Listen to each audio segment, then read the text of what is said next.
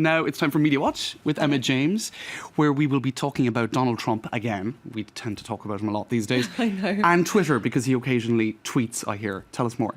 Yes, rarely does a day go by when he isn't causing a stir on Twitter. I think it's probably safe to say we have a tweeter-in-chief in the White House. This time, though, he's mixed business and family with his not-so-presidential musings. And that is what has caused all the controversy. He tweeted this on Wednesday, saying, "My daughter Ivanka has been treated so unfairly by Nordstrom." That's a department store in the US. "She is a great person," he says, "always pushing me to do the right thing. Terrible. Not happy at all." And what made this worse, it really compounded the issue as far as people who are criticising him are concerned, is the fact that he then retweeted that tweet on his official @POTUS account. As this person points out, that's a taxpayer-funded account being used to benefit Trump's kid. If we look elsewhere at the coverage of this, Sean Spicer, the White House press secretary, accused them of making a politically motivated stance that amounted to an attack on Donald Trump's policies themselves. Nordstrom, though, say the decision was made purely on a business basis, that it was because the Ivanka branded products simply weren't selling that well. If we take a look at the Daily Beast, they too are reporting on this, and they've spoken to the former chief ethics lawyer for President George W. Bush, a gentleman by the name of Richard Painter, who said this is misuse of public office for private gains. It's an abuse of power because the official message is clear, he says. Nordstrom is persona non grata with this administration. Now, he feels that Nordstrom could even take legal action over this.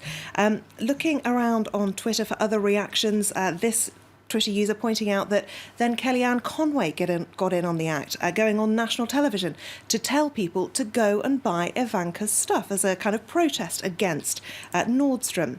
Now, we're now told that she has been counselled over having done this.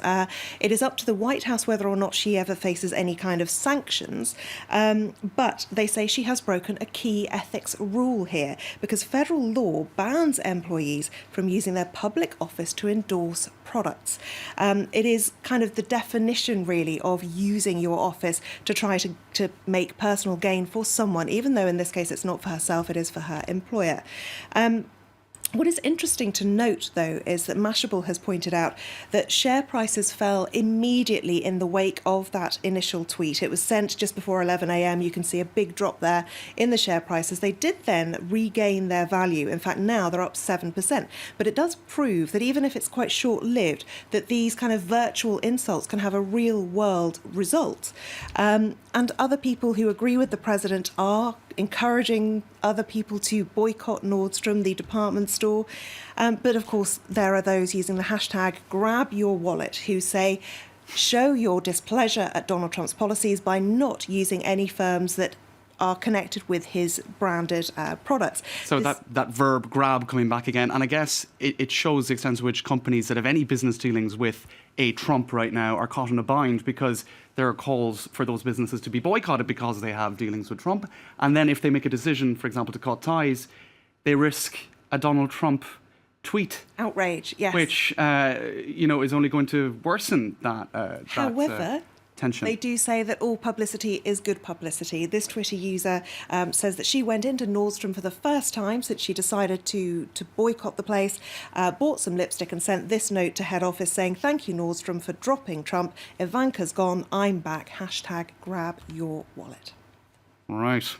So the White House press secretary, you were mentioning him a little earlier, Mr. Spicer, he is facing criticism from many quarters right now. He's even being heavily satirised, I believe. And some of that criticism is actually coming from Donald Trump himself. Tell us more. Yes, absolutely. Sean Spicer really is in the crosshairs of everyone at the moment, certainly all comedians, it would seem. But the president wasn't happy with the way that Sean Spicer was depicted on Saturday Night Live because he was depicted by a woman. Melissa McCarthy did an amazing job bringing Sean Spicer to life, even down to the badly fitting suits that apparently is another thing that the president isn't happy about in terms of how it looks for him. But one thing that is particularly cruel, GQ has picked up on the amount of times that this man fluffs his words. Take a look at this clip. Hey guys, good afternoon. where he casts a historic deciding vote for Secretary of Education. Please contact the press office if you know of anyone. With allies around the globe, we have our eyes on Kabul today for reaction to our Skype introduction seats yesterday. The president issued a memorandum of executive orders delivering some much needed. The executive order president delivering on his promise to Elaine Chao also gratefully more than 60 to lead the Department of Transportation.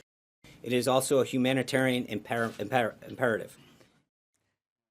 Sean Spicer not quite in the flow of things just yet. No, absolutely. Right. And it is mean to point that out. It's early days. He might get into a bit more fluidity. If he ever gets to survive that long, who knows? Right. Emma James, MediaWatch, thanks very much for that. And that brings us to the end of this half hour of news. We're going to go for a short break and we'll be right back after that.